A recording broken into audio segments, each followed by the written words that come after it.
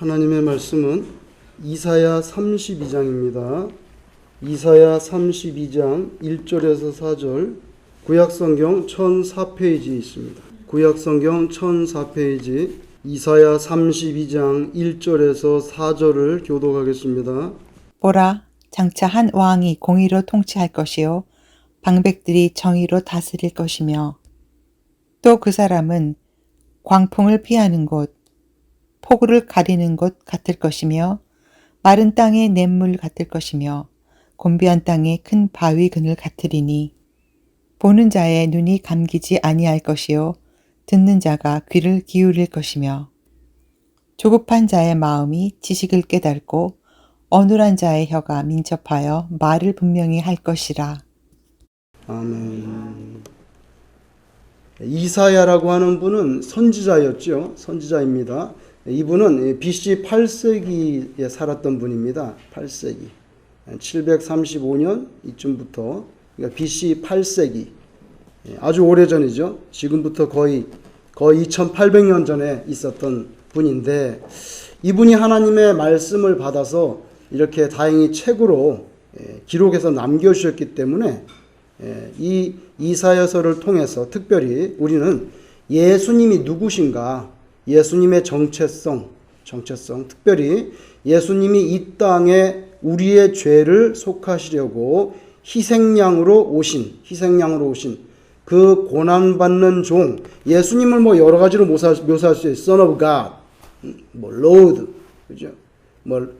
랍비로도 말씀할 수 있어요. 근데 이사야에서는요, 예수님을 특별히 우리를 위해서 대신 우리 죄를 용서하기 위해서 돌아가시는 분, 고난받는 종, suffering servant, 고난받는 종, 그것에 대한 진리를 깨닫는데 큰 도움을 주는 책이 바로 이사야서입니다.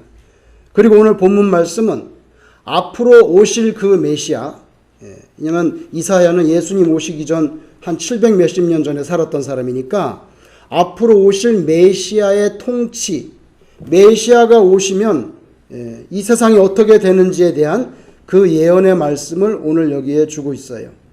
이사야 때는 이 말씀이 분명히 예언의 말씀이었지만, 이제 우리 사는 시점에서 보면 이미 예수님께서 이 땅에 오셨기 때문에 이미 다 성취되어지고 이루어진 말씀이죠.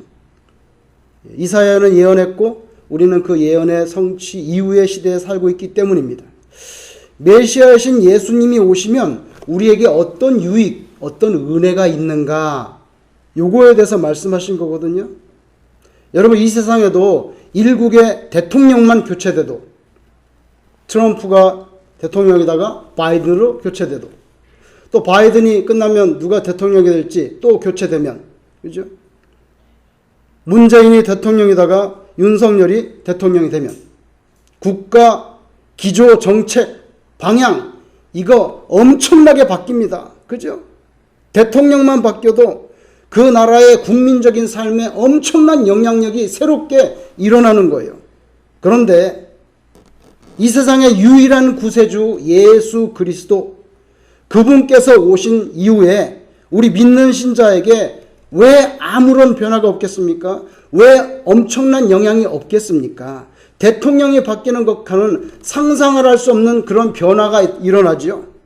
일단 우리가 예수님 때문에, 율법이 아니라 예수님의 피 흘려주셨다는 그 공로 때문에 이방인이었던 우리들도 예수 믿고 새 이스라엘, 뉴 이스라엘 속으로 편입해 들어가서 우리도 하나님의 자녀로 그렇게 삼아주시는 것, 이게 제일 큰 변화죠. 예수님이 오시기 전에는 그러지 않았어요. 오늘 31절에 보면 이사야가 예수님 오실 것을 예언하는데, 장차 공의로 통치할 한 왕이 나타난다. 한 왕이 나타난다는 거예요. 바로 예수님에 대해서 예언하는 겁니다. 그분 하나님의 나라의 주인이신데, 이 예수 그리스도, 그 메시아가 출현하시면 우리에게 어떤 은택이 있느냐는 거예요. 오늘 세 가지 중요한 은택이 있는 것 같습니다. 오늘 본문을 보니까 그 첫 번째가 뭐냐면, 우리들은 그 왕의 그늘 아래 피할 수가 있다는 거예요. 그늘 아래 피할 수가 있다는 거예요. 다시 말하면 그 왕은 우리 백성들의 피난처가 되어주신다는 거예요. 그러면서 광풍을 피할 수도 있고요, 폭우를 가리울 수 있다고 그렇게 말씀합니다. 2절에 보면 그 사람이 누구입니까? 앞으로 오실 메시아 예수님입니다. 그 사람은 광풍을 피하는 곳, 폭우를 가리우는 곳 같을 것이며, 아니 무슨 왕이 광풍을 가려줍니까? 무슨 왕이 아무리 왕이라지만 폭우를 가려줄 왕이 어디가 있습니까? 여기 이 왕은 바로 앞으로 오실 예수님을 말하는 거죠. 폭우와 강풍은 뭡니까? 이 신자들이 이 땅에 사는 동안에 받는 환난입니다. 특별히 악한 세력들에 의한 학대나 핍박, 그 뒤에는 당연히 사탄의 세력이 있죠. 사탄이 성도들을 못 살게 굴잖아요. 그럴 때에 우리의 궁극적인 피난처가 되시는 분, 바로 이 왕이라는 거예요. 예수님. 여러분, 갑작스럽게 비가 막 쏟아집니다. 미처 우산을 못 가져왔는데, 보니까 비가 엄청 와. 차까지 가려면 한참 가야 되는데 비를 다 맞게 생겼네. 근데 만약에 여러분 쇼핑몰이라면, 자, 비를 안 맞을 수 있는 방법. 일단은 쇼핑몰에 보면은 그 광고지가 있습니다. 광고지를 한 서너 장 해가지고 머리에 이렇게 하고, 그 다음에 잘 이렇게 보시면 비가 오는데 비가 뿌리치는 방향이 있어요. 방향. 이렇게 온다든지 이렇게 온다든지. 이렇게 내리는 수도 있지만 그 방향이 있는데, 그 방향하고 반대쪽에 벽에 이렇게 딱 붙어가지고 쭉 걸어가면요, 비가 별로 안 맞아요. 제가 해봤어요. 그러니까 별로 안 맞아요. 여러분, 폭우가 올 때에 이렇게 세상 건물 담벼락만 의지해도 비를 좀 덜 맞게 되는데, 그런 유익이 있는데, 온 우주 만물의 창조주시고 통치자시고 우리의 유일한 구세주 되시는 예수님의 그늘 아래로 피하는 것은요, 이루 형용할 수 없는 은총을 받는 기회가 되는 줄로 믿습니다. 여러분의 심정적으로 고단할 때가 있잖아요. 마음이 너무 고단한 거예요. 상처가 심할 때가 있습니다. 마음이. 또 때로는 육체가 망가져서요, 치유가 필요해. 나는 치유가 필요해. 피부가 덧나고 장기가 무너지고 혈관의 수축력이 늦어지고 눈이 흐려지고 발이 무뎌지고 어깨가 저리고 허리 무릎이 시큰거릴 때 전문의 닥터를 찾아가야 되지 않겠습니까? 우리는 그 아픈 부분에 닥터를 찾아가서 치료를 받아야 됩니다. 근데 여러분, 이거 아세요?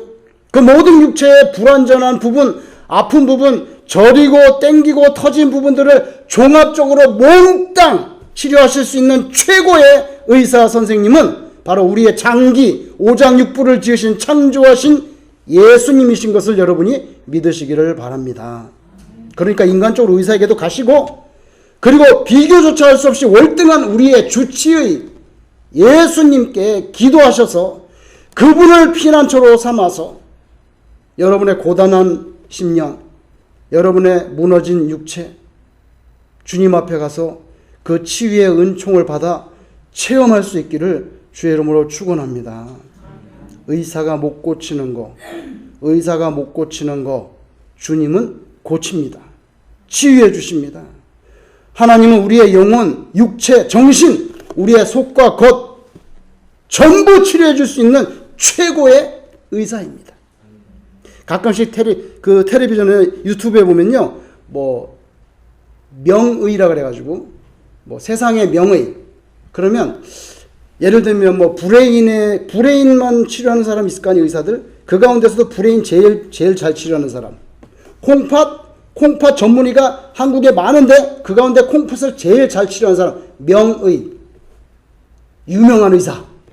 그래가지고 이렇게 집중 조명해서 나올 때가 있어요. 그러면 그분은 어떻게 로봇 시술을 하고 이렇게 많이 화면에 나옵니다. 근데 예수님은요, 명의, 유명한 의사가 아니라, 제 생각에는 꼭 그 한자로 표현한다면 밝을 명자를 쓰고 싶어요. 밝을 명의. 아주 모든 치료에 밝으신. 왜? 육체뿐만 아니라 영혼까지 치료해 주시니까.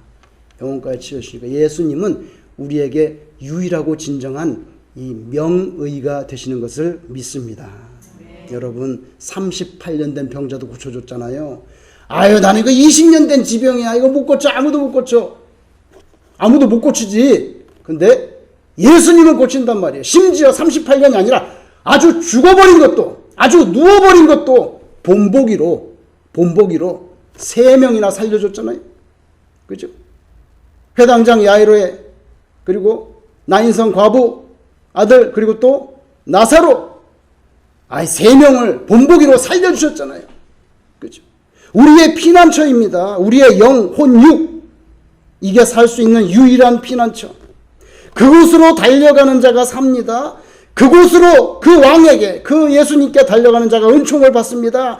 절대로 내치지 않아요. 내치지 않아요.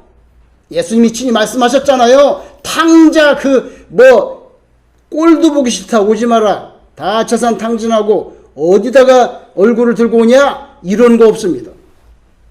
돌아오면 받아줍니다. 내치지 않아요. 손을 내밀어 주시는 그 예수님의 손을 잡으면 살 길이 열려요. 폭풍과 광풍과 폭우를 막아줄 그 예수님의 그늘 아래 여러분이 들어가시기를 주의 이름으로 축원합니다. 그런 은혜를 준다고 약속하잖아요. 여기에 한 왕이 오는데 그 왕은 광풍과 폭우를 피할, 세상에 뭐 그런 왕이 어디 있습니까? 예수님이죠. 두 번째로 받는 은혜가 나오는데, 이 이사야가 예언하기를 한 왕이 나타나는데, 그 두 번째 받는 은혜는요, 제 생각에는 유쾌함이라고 표현하고 싶어요. 예수님을 만나게 되면 우리 인생이 유쾌하게 된다는 거예요. 유쾌하다는 말, 그 말만 들어도 기분이 좋아지는 것 같아. 오늘 아주 유쾌한데?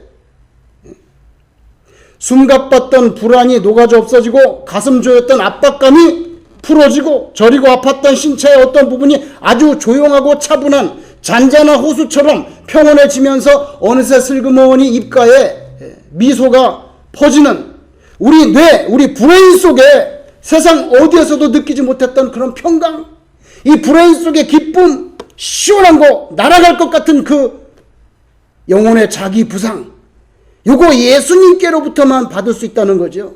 오늘 본문의 이 은혜를 가리켜서 뭐라고 표현을 하세요? 아주 메마른 땅의 강물, 아주 메마른 땅의 강물, 곤비한 땅의 큰 바위 그늘 같다, 이렇게 표현했습니다. 이게 유쾌한 게 아니고 뭡니까? 오늘 한글 번역에는요, 냇물로 돼 있더라고요. 냇물.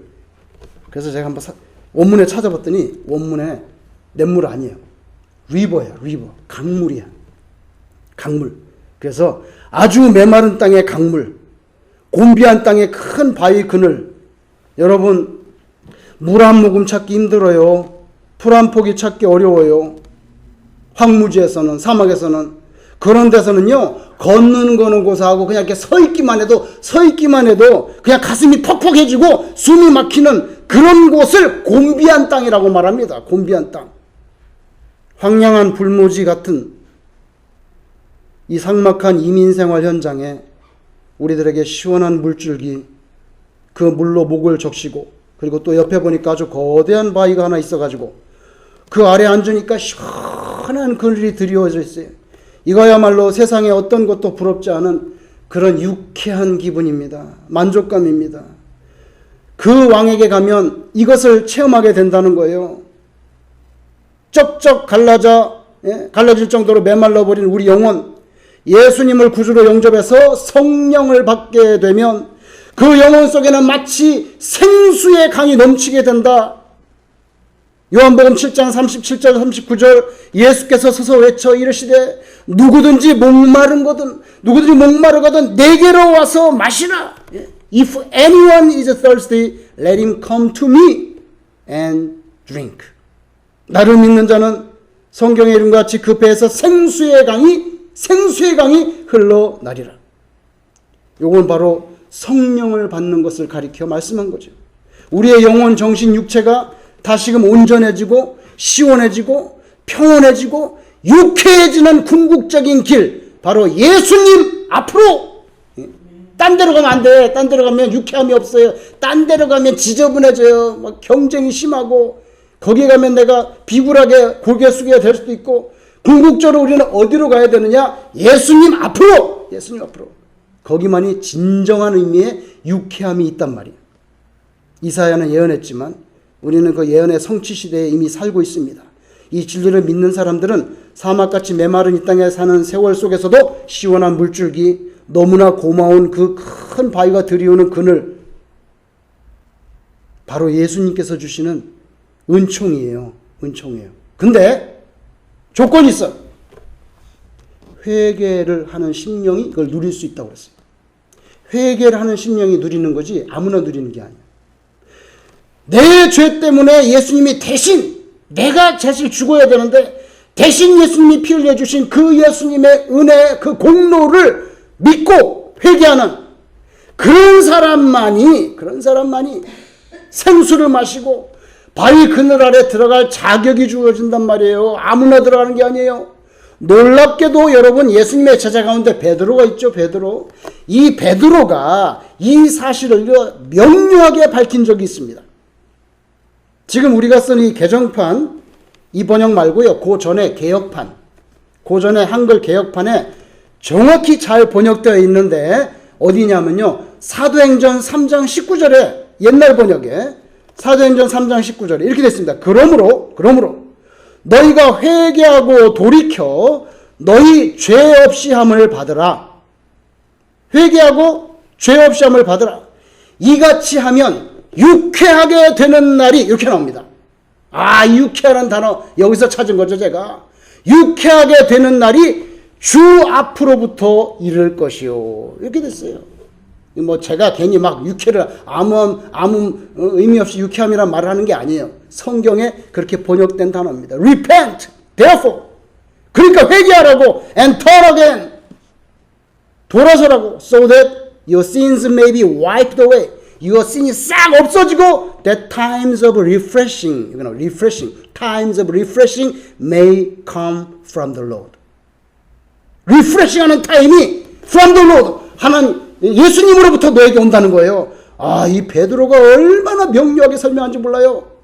예수님으로부터 오는 times of refreshing, 아주 리프레시 되는 그런 시간, 그런 시대를 너는 경험하는데, 근데 repent, 먼저 repent 해야 돼. 여기 원문의 단어는요, anabsuksis 이런 단어예요. anabsuksis. 이게 뭐냐면 요거를 번역하기 힘든데, 요 anabsusis라는 단어는요, 갈증이 막 심해가지고 목이 너무 타들어가는 어떤 사람이 시원한 물을 마시고 갈증이 해소되고, 그리고 거대한 바위 그 밑에 들어가서 그늘이 큰데 거기 밑에 들어가서 편안히 쉬고 있을 때 몸이 시원해지니까 이제 에너지가 새로 솟아나고 아주 상쾌해지는 그런 상태를 anabsuksis라는 이런 헬라어로 표현했는데, 이게 영어 성경에는 refreshing이라고 되어 있어요. refreshing이라고 했고 옛날 한국 번역에는 유쾌라고 번역했어요. 유쾌라고. 그래서 이같이 하면, 회개하면 유쾌하게 되는 날이 주 앞으로부터, 그죠? From the Lord로부터 올 거다. 이렇게 말해줍니다. 그래서 영어 성경에 refreshing이라고 번역한 거 잘 번역한 것 같아요. 그리고 옛날 한글 번역에 유쾌함, 요것도 잘 번역한 것 같아요. 더 달리 번역할 한국말이 별로 없어요. 적절하게 번역됐습니다. 여러분께도 왕 중의 왕, 이 예수님 안으로 들어가셔서 오늘 본문에 말씀한 refreshing, 정말 진정한 유쾌함의 축복을 체험하기를 주의 이름으로 축복합니다. 마지막으로 은혜가 있네. 첫째는 피난처가 되신다 그러고, 두 번째는 유쾌함을 주시고 한 왕이 나타나면, 공의로 다스리는 한 왕이 나타나면 예수님인데, 예수님이 오셨잖아요. 그러면 세 번째 받는 은택이 뭐냐는 거예요. 대통령만 바뀌어도 막 바뀌잖아요. 태양 하는 거 다 없애버리고 다시 원자력하고 다 바뀌는 거예요. 그런데 예수님이 오셨는데 왜 안 바뀌겠습니까? 세 번째로 우리가 받는 은혜가 뭐냐면 진리를 깨닫게 된다는 거예요. 요거는 별거 아닌 것 같은데 별거 아닌 게 아닙니다, 여러분. 진리를 모르면요, 영적인 소경이에요. 영적인 소경이죠. 그게 뭡니까? 진리를 깨닫는 복을 주는데 오늘 3절 4절에 뭐라고 말합니까? 보는 자의 눈이 감기지 아니할 것이요, 듣는 자가 귀를 기울일 것이며, 그 다음에 보면 조급한 자의 마음이 막 조급해. 조급한데 그 사람이 언더스탠딩을 갖게 된다는 거예요. 조급한 자의 마음이 지식을 깨닫고, 이건 뭡니까? 구원에 대한 도리, 구원에 대한 진리를 깨닫게 된다는 거예요. 영적인 세계를 깨닫게 된다는 거예요. 지식을 깨닫고 어눌한 자의 혀가 민첩하여 말을 분명히 할 것이라. 이게 뭡니까? 여러분, 진리를 깨닫지 못한 사람은요, 예수에 대해서 전할 수가 없어요. 입이 어눌해. 자기도 잘 모르니까. 자기도 확신이 없으니까. 자기도 예수님이 진짜 진리라는 건 민첩한 그런 확신이 없으니까 이거 가지고 어눌하지요. 그걸 깨달으면 말을 분명히 한단 말이에요. 말을 분명히 해. 여러분, 구약에 있는 말씀들은요, 대단히 난해한 말씀들이 많이 있습니다. 솔직히 저도 읽어도 무슨 말인지 모르는 게 아직도 있어요. 그런데 예수님께서 오셔서 이제 하나님의 나라에 대한 많은 말씀을 하셨어요. 비유로 말씀하셨죠. 그렇게 천국 복음을 전하시는 중에 구약에 깨닫기 어려운 말씀들, 특별히 종말에 관한 것, 종말에 관한 내용들은 우리 신자들로 하여금 아주 확 깨닫도록 바짝 이렇게 진리에 가까이 오도록 예수님께서 그렇게 해 주셨어요. 예수님으로 인해서 많이 닫혀져 있고 가려워져 있던 하나님의 말씀의 세계가 선명하게 열리는 거죠. 구약에 그게 무슨 뜻인지 몰랐는데 예수님 말씀 드리니까 이해가 되는, 요한복음 14장 6절 예수께서 이르시되 내가 곧 길이요 진리요, 나오죠. 생명이 나로 말미암지 않고는 아버지께로 올 자가 없다. 예수님 자체가 곧 진리예요. 그 예수님이 이미 오셨기에 우리는 하나님의 말씀과 뜻에 대해서 더 많은 것을 깨닫게 됩니다. 그리고 예수님께서 뭐라고 말씀하셨냐면, 내가 너한테 더 많은 것을 말해줄 수 있는데 내가 지금 말해주면 너희가 감당할 수 없을 거라는 그런 말씀을 하셨어요. 더 많이 가르쳐주고 싶어도 그 당시에 2000년 전에 제자들에게 내가 더 많은 것을 말해주려고 해도 너희들이 감당하기 어렵다. 그렇게 너희들이 감당하기 어렵고 깨닫기 어려운 더 깊은 진리에 대해서는 예수님 승천 후에 우리에게 임하시는 성령님께서 깊은 영적인 조명을 비춰주셔서 깨닫게 해줄 거다. 보혜사 성령이 깨닫게 해줄 거다. 이렇게 약속하셨는데, 요한복음 16장 13절 진리의 성령이 오시면, 이제 예수님은 승천하실 거니까 진리의 성령이 오시면 그가 너희를 모든 진리 가운데로 인도하시리니 장래의 일을 너희에게 알리시리라. 이렇게 말씀해 줬거든요. 그래서 우리가 예수님을 믿고요, 성령 충만한 가운데 들어가면 진리의 세계가 열린다는 거죠. 진리의 세계가 열린다는 거예요. 영안이 열리고요. 영안이 열리고 영의 귀가 밝아지고 마음이 참 진리를 깨닫고 입술이 열려서 분명한 말씀으로 복음을 증거하게 된다는 겁니다. 복음을 증거. 저와 여러분이 그렇게 되기를 축원합니다. 예? 앞으로 한 왕이 오신다는데 벌써 왔어요. 이사야는 예수님 오시기 전 730년 전에 왔으니까 앞으로 오실 분이지만 우리는 이미 2000년 전에 오셨잖아요. 그렇죠? 우리의 피난처가 되어주신다. 광풍, 폭우 걱정하지 마. 너희들에게 다가오는 시련과 역경과 사탄의 어떤 그런 해코지 하려는 거, 그걸 피할 수 있는 피난처, 바로 그분이시다. 그 왕. 그 왕. 그죠? 그리고 시원한 물 주고 바위 밑에 들이온 그늘을 줄 거다. 너희들의 심령, 너희들의 영혼과 육체를 시원하게 유쾌하게 해주실 분, 바로 왕 중의 왕 예수님밖에 없다. 그죠? 그래서 영혼과 육체가 리프레시 된다고 말하잖아요. 영어 성경에 잘 번역해서 정말 times of refreshing, 그때가 온다는 거예요. 여러분, 성령을 받으면 생수의 강이 넘치고요, 우리의 영적인 눈이 열립니다. 귀가 열리죠. 그러니까 우리는 성령 충만함을 받기를 항상 사모해야 되죠. 사모해야 돼. 하나님의 진리의 말씀을 깨닫게 해주는 분이 성령이기 때문에, 그죠? 깨달으면 우리가 어떻게 됩니까? 순종하게 되죠. 순종하게 되면 예수님 닮는 삶을 자꾸 살아가는 거예요. 근데 이게 인간적인 의지나 무슨 지식으로 되지 않아요. 스가랴 선지자가 분명히 밝혔어요. 스가랴 4장 6절 만군의 여호와께서 말씀하시되 이는 힘으로 되지 아니하며 능력으로 되지 아니하고 오직 나의 영으로 되느니라. 성령님이 임하셔야 된다는 거예요.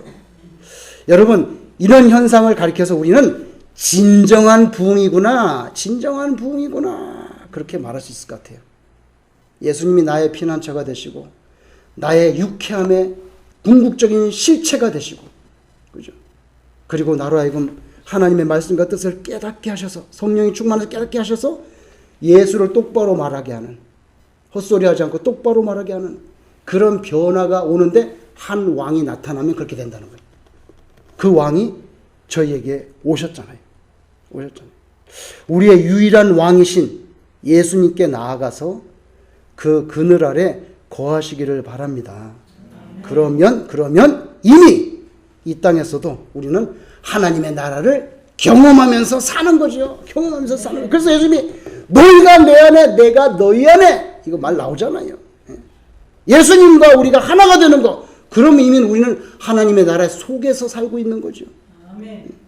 진리를 듣는 귀, 그 생명의 진리, 바르게 말하는 입, 이거 우리가 필요해요.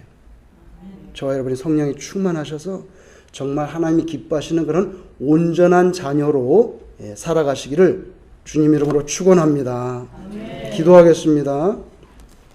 하나님 아버지, 우리 주 예수 그리스도께 나아가기를 소원합니다. 그래서 광풍과 폭우를 피하게 하여 주시옵소서. 성령 안에서 생수를 마시기를 원합니다. 우리 영혼육이 유쾌하게 되기를 진정 소원하오니 하나님 아버지, 살렘교회 성도님들 다 예수님께로 달려나가 세상이 줄 수 없는 시원한 하나님이 허락하시는 그런 기쁨과 평강을 체험케 하여 주시옵소서. 아버지 하나님, 십자가의 고난, 그 구원의 도에 대한 진리를 우리가 깨달아 앞장서서 예수님을 증거하는 증인된 자로서의 사명을 잘 감당하는 멋지고 위대한, 하나님 보실 때 마음이 흐뭇한 우리 살렘교회 모든 지체들 되도록 주께서 두 손으로 축복하시고 하나님 영광 받아 주시옵소서. 예수님 이름으로 기도드리옵나이다. 아멘.